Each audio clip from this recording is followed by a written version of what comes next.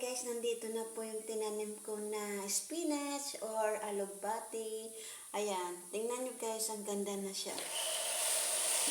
Dito ko lang po yan siya tinanim sa isang timba. Pero nag-grow na siya guys. Mga ano pa lang to sila guys, mga ilang araw pa lang to. Mga 1 week pa lang to guys, pero tumubo na siya guys. Ang ganda ng pagkatubo ng alugbati ko guys. Hindi ko lang siya ginapaarawan, pero ang kulay ng dahon ay light green. O, di ba ganda guys?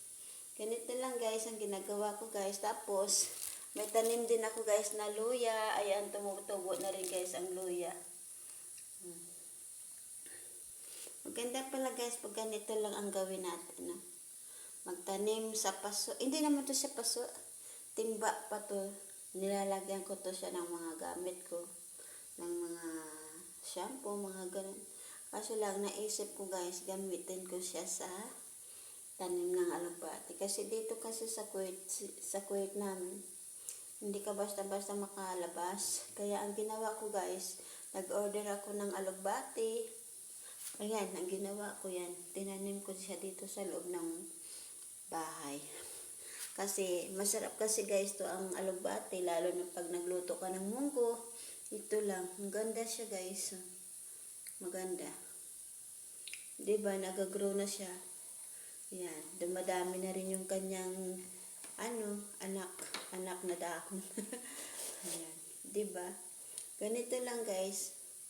Dumadami na rin siya. O diba? Ngayon halos lahat na yan sila guys, mayroon na nagkasalingsing na siya.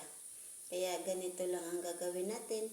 Pag gusto natin kumain ng spinach or alugbati, ito lang guys ang gagawin natin. Magtanim tayo sa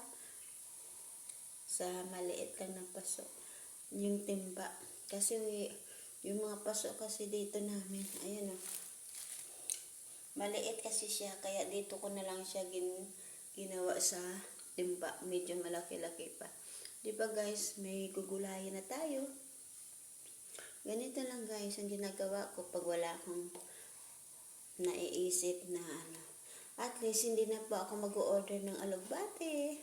Dito na lang ako kukuha pag once na magluto tayo ng munggo, diba? Oh.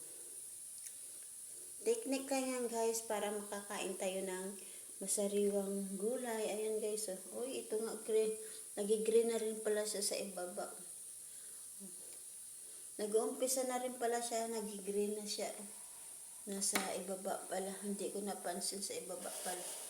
Ngayon guys, nag-ano na rin siya. Nag-green na. Kasi hindi ko siya kasi napapaarawan eh. Gusto ko sana paarawan, kaso lang baka makita doon ng mga taong tapos itapon, sayang. Kaya dito ko na lang siya nilagay sa loob ng CR namin. At least save siya. Hindi siya maalikabukan. Doon kasi sa labas, maalikabukan kasi siya doon. Kaya dito ko na lang siya. Tapos every ako, basang-basa pa pala. Dinediligan ko to siya eh. Tinatalsikan ko lang siya ng tubig, pero hindi ko siya binubuhusan. Diba? Maganda na siyang tingnan. Diba?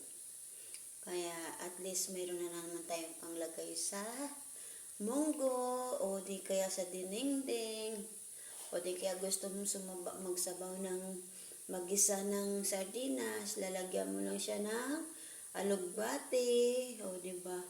Kaysa bumili ka pa, mag-ano ka na lang, gumawa ka na lang ng paraan para maka-save ka ng pera.